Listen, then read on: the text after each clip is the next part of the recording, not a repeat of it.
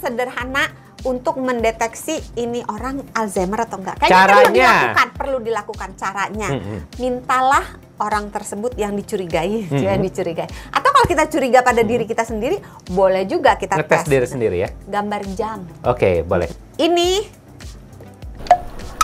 mau bilang kemungkinan Alzheimer, dia udah deg-degan gitu. Enggak. Ada loh kemungkinan Alzheimer gitu ya. Enggak. Pertama bentuk lingkarannya bagus ya. Terus penyebaran angkanya itu tepat. Oke. Nah kalau misalnya kayak gini, ini kan kacau nih. Ini bisa menunjukkan tanda-tanda nih orangnya Alzheimer. Sebenarnya banyak sih tesnya, tapi yang bisa dilakukan orang awam dengan mudah ini tes ini. Kalau misalnya kita mencurigai seseorang, biasanya nih ya, umumnya ya, yang curiga orang lain sih.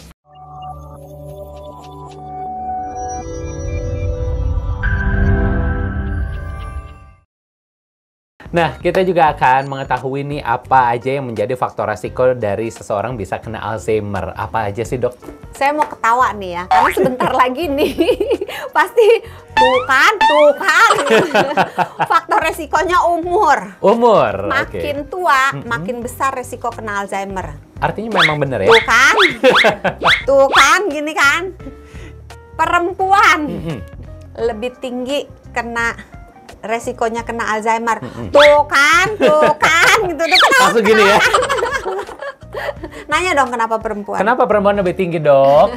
Karena perempuan itu lebih panjang umur. Emang iya, Dok? Iya nih. Disebutkan bahwa umur harapan hidup di tahun 2025 untuk dunia nih, kalau dicampur laki sama perempuan 73,5 tahun.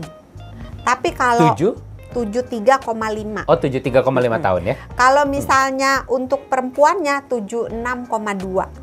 Laki-lakinya mohon maaf cuma 70,9. Bedanya jauh ya? 70,9.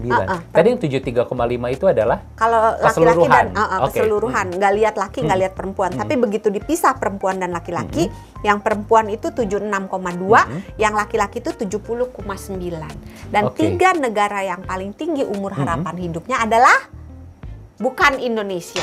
Sayang. Iya. Adalah Jepang. 1. Enggak ya? Jepang nomor masuk 2. Oh, nomor 2 Jepang. Hebat loh nebaknya. Ya kan rapi, karena baru kemarin bersih. ke Jepang ya. Nomor 1 Hong Kong, harapan hidupnya kalau nggak dibedakan laki dan perempuan itu 85,77. Oh, oke. Tinggi Perempuannya 88,39, laki-lakinya 83,1. Nomor 2 tadi benar Jepang. Jepang itu 85 kalau laki dan perempuan, tapi kalau dipisah perempuannya 88,03, laki-lakinya 81,99. Yang ketiga? Yang ketiga? Bukan Indonesia. Bukan Indonesia. Bukan. Zimbabwe, enggak ya? Korea Utara. Korea Selatan. Iya. Umurnya kalau di total laki dan perempuan 84,53, kalau perempuannya 87,4, kalau laki-lakinya 81,44. Indonesia menempati tempat nomor 45. Turun lagi? 53. Turun lagi? 65. Turun lagi? Masih jauh, Dok. 83. Turun lagi? 103 deh kalau gitu. Kejauhan ya. Turun lagi? Masih belum nyampe, Dok. Belum. 129. Turun lagi? 150 gimana? Kita kayak lagi band itu ya. Apa? 138. 138. Agak jauh ya? Bukan India, agak sih, memang jauh banget ya. India 125. Oh, justru kita kalah sama India. Iya. Padahal secara makanan gitu kita lebih. Kita suka menghina-hina India betul kan. Ya, coba lebih kalau kotor di YouTube, gitu ya. Gitu di IG gitu kan kita suka menghina-hina India ya. Tapi umur harapan hidup mereka lebih tinggi dari kita. Sebenarnya secara hygiene kita lebih tinggi ya. Untuk makanan dan segala macam dibanding India. Fakta berbicara lain bahwa ya. umur harapan hidup di Indonesia itu 71,44 kalau laki-laki dan perempuan. Kalau perempuan 73,61, kalau laki-laki 69,29. Jadi umurmu tinggal berapa? Umur di tangan kita tinggal Tuhan. Hitung ya. Jangan khawatir ya sahabat Sonora, nanti jangan yang ada komplain lagi ya. Umur di tangan Tuhan. Iya, umur di tangan Tuhan, tapi ini kita berbicara secara statistik. Soal ilmu data, aja ya? Tapi nggak berarti semua orang harus gini. Enggak, tetap kita orang yang beriman. Jadi hidup kita di tangan Tuhan. Hidup mati, jodoh, apa harta, semuanya ada di tangan Tuhan ya. Ada amin. Ya. Kalau India tadi berapa? India tadi 100 berapa? 125. 125 ya? 72,48, harapan hidupnya kalau perempuan 74,13, laki-laki 70,95. Oke. Jadi lanjut ya tadi ya, udah umur, gender, sama gennya. Jadi kalau misalnya ada orang tuanya atau pokoknya hubungan yang dekat ya, hubungan darah yang dekat yang kena Alzheimer, maka kemungkinan dia kena Alzheimer meningkat. Oke. Terus kalau dia punya beberapa gen yang tertentu, kemungkinannya meningkat. Misalnya nih, orang yang punya penyakit sindrom Down itu kemungkinan kena Alzheimer-nya meningkat gitu ya. Terus ada beberapa gen spesifik kalau lo punya itu kemungkinan Alzheimer-nya juga meningkat. Tapi itu dikit banget sih. Sangat Kasusnya sedikit ya. proporsinya. Terus lingkungan ya. Kalau tempat tinggal kita berpolusi, polusi udara gitu ya. Itu resiko kena Alzheimer meningkat. Oke, habis ini studionya pindah, Dok. Biar nggak kena Alzheimer ya.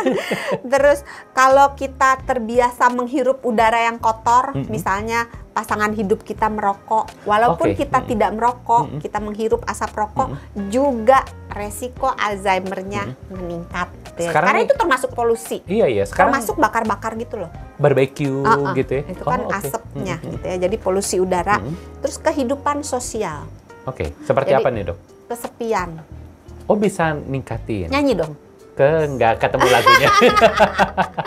Jadi orang-orang yang kesepian gitu, yang benar-benar menyendiri. Kadang-kadang kesepian itu dibuat sendiri ya. Betul. Jadi bukan dia nggak ada temennya, emang dia membuat dirinya sendiri, nggak mau terlibat pada kehidupan sosial.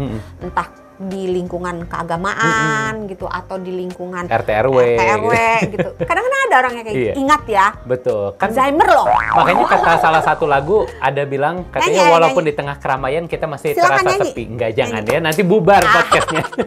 Jadi itu ya tadi ya. Terus jangan lupa gaya hidup. Gaya hidup yang buruk, tidurnya ngaco gitu ya, kurang tidur, makannya ngaco. Kalau jorok mencret. Oh iya bener ya. Makannya ngaco. Yang tidak sehat lah ya. Olahraganya males, kaum-kaum yang mager-mager, yang rebahan gitu ya. Terus tidur stres, orang yang stres terus-menerus. Terus orang-orang yang punya kebiasaan tadi selain merokok, minum minuman beralkohol. Terus orang yang punya penyakit-penyakit seperti hipertensi, kolesterol yang tinggi di dalam darah, diabetes, itu juga resikonya meningkat. Orang-orang yang pernah kena trauma di kepala, itu juga resikonya meningkat. Gitu. Iya, pokoknya kena di kepala itu meningkat juga resikonya. Dan dua lagi nih yang penting, yang nggak banyak orang singgung adalah gangguan penglihatan dan gangguan pendengaran. Kalau terjadi pada seseorang, entah salah satu atau lebih maut lagi kalau berdua terjadi pada orang yang sama, itu juga bisa meningkatkan resiko kena Alzheimer. Jadi buat sahabat Sonora, kalau punya gangguan pendengaran atau gangguan penglihatan, atau mungkin orang tuanya atau oma opanya, diperbaiki gitu. Karena banyak gangguan pendengaran dan penglihatan yang ya cuman pakai alat bantu denger udah bisa dengar gitu. Atau kadang-kadang sebenarnya cuman kotoran kuping aja yang mengeras, yang ngumpel kupingnya, begitu diberesin dia bisa mendengar dengan baik. Karena gangguan penglihatan dan gangguan pendengaran sangat berpengaruh pada Alzheimer. Termasuk kalau misalnya ada katarak itu juga artinya harus segera dibereskan ya. Iya, itu hal-hal yang sederhana, tapi kalau kita lakukan dengan baik gitu, kita bereskan, itu akan bagai bumi dan langit terhadap si Alzheimer ini. Baik.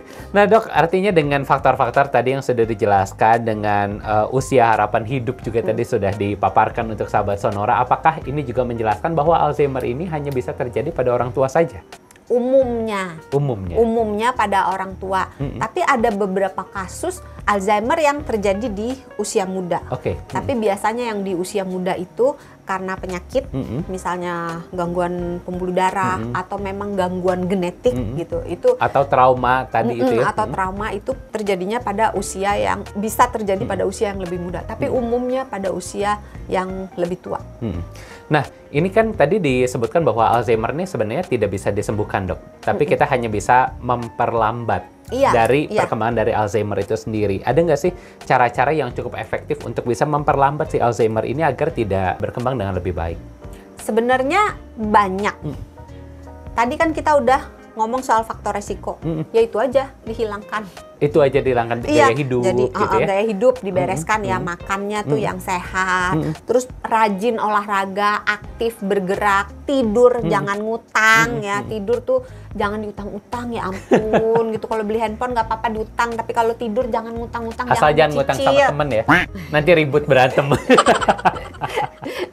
Terus jangan kebanyakan stres. Kita tuh hidup setiap hari, mati cuman sekali gitu. Ngapain kita stres gitu? Ngomongnya enak lu gitu kan. Coba lu punya majikan kayak gue gitu. Nah, terus jangan ngerokok, minum alkohol. Terus termasuk perokok pasif ya? Iya, termasuk perokok pasif. Terus polusi, kalau bisa pindah kota gitu. Nah, sekarang nih orang bukan hanya rokok, Dok. Ada pakai vape juga nih. Ini sama. Asap vape juga sama ya? Jadi polusi. Sebetulnya lebih sedikit berbahaya sampai saat ini penelitiannya, nggak tahu kalau nanti ya, daripada rokok tradisional. Tapi gitu, tetap di dalamnya itu ada zat-zat yang tidak baik, jadi sebaiknya dihindari. Walaupun wanginya enak gitu ya, tapi tetap aja ya racun ya. Iya, jangan ya. Kalau bisa tidak, lebih baik tidak. Baik sahabat Sonora, kalian sudah banyak informasi yang kita bagikan, terutama soal Alzheimer ini. Semoga informasinya bermanfaat untuk Anda. Dan jangan lupa kalau merasa video-video seperti ini bermanfaat, jangan lupa di like, di share, dan juga di subscribe channel Sonora di bawah ini. Dan kira-kira kita enaknya bahas topik apa lagi berikutnya, boleh langsung di komen aja di kolom komentar di bawah, biar nanti produser siapa tahu cocok gitu ya. Bisa jadi bahan topik obrolan kita berikutnya. Nah, seperti biasa sahabat Sonora, untuk Anda yang sudah menyaksikan, ini kita akan tutup dengan satu slogan, kamu sehat. Slogannya apa nih, Dok? Sehat itu mudah, sehat itu murah. Dadah.